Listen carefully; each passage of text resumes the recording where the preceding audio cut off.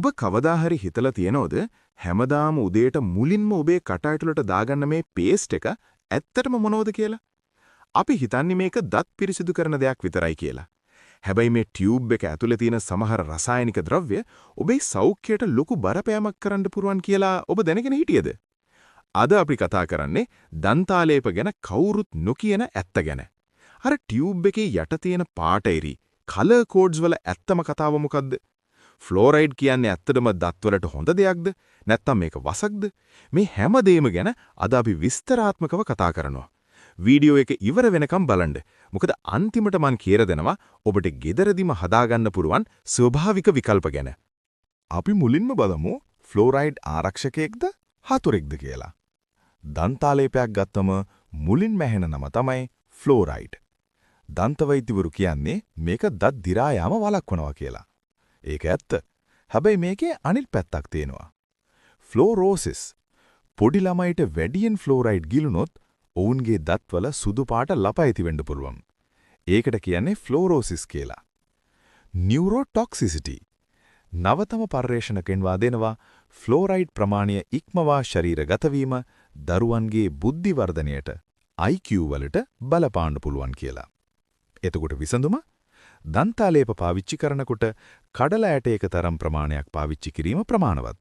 විශේෂයෙන් කුඩා දරුවන්ට දෙනකොට ෆ්ලෝරයිඩ් රහිත, ෆ්ලෝරයිඩ් ෆ්‍රී ඒවා දීම වඩාත් ආරක්ෂිතයි. ෆ්ලෝරයිඩ් විතරක් නෙවෙයි, තවත් දේවල් තියෙනවා ඔබ දැනගත යුතු. SLS sodium lauryl sulphate. මේක තමයි දත්ම දිනකොට පෙන එන්න හේතුව. මේ රසායනිකයම තමයි අපි කාර් සෝදන සබන් වලටත් දාන්නේ.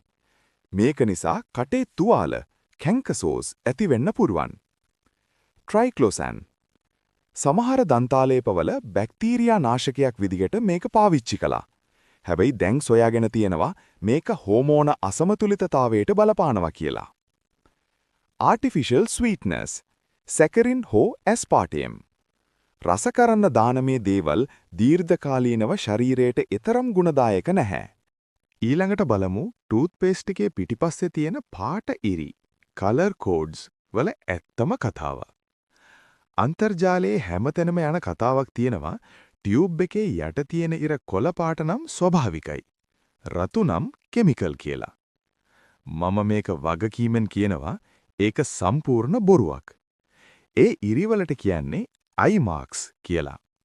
දන්තාලේප හදන කර්මාන්ත ශාලාවේ මැෂින් එකට මේ ටියුබ් එක කොතනින්ද නමන්න ඕනේ, කොතනින්ද කපන්න ඕනේ කියලා හඳුනා ගන්න දාපු ලකුණක් විතරයි ඒක. ඒ නිසා ඒ පාට බලලා රැවටෙන්න එපා. ඔබ බලන්න ඕනේ ටියුබ් එකේ ගහලා තියෙන අමුද්‍රව්‍ය ලයිස්තුව ඉන්ග්‍රීඩියන්ට්ස් විතරයි. අපේ මුතුන් මිත්තෝ දත් මැද්දේ මේ කිමිකල් ගොඩවල් ගාගෙන නෙවෙයි. ඒත් ඒ අයට ශක්තිමත් දත් තිබුණා.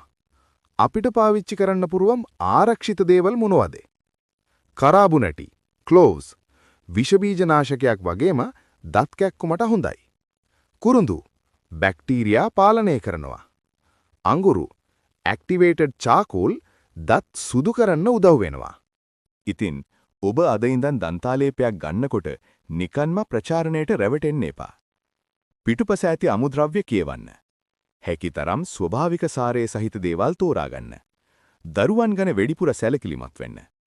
අපේ සෞඛ්‍ය තියෙන්නේ අපේ අතේ. මේ වීඩියෝ එකෙන් ඔබ යමක් ඉගෙන ගත්තා නම් ඔබේ හිතවතුන්වත් දැනුවත් කරන්න මේක ෂෙයා කරන්න.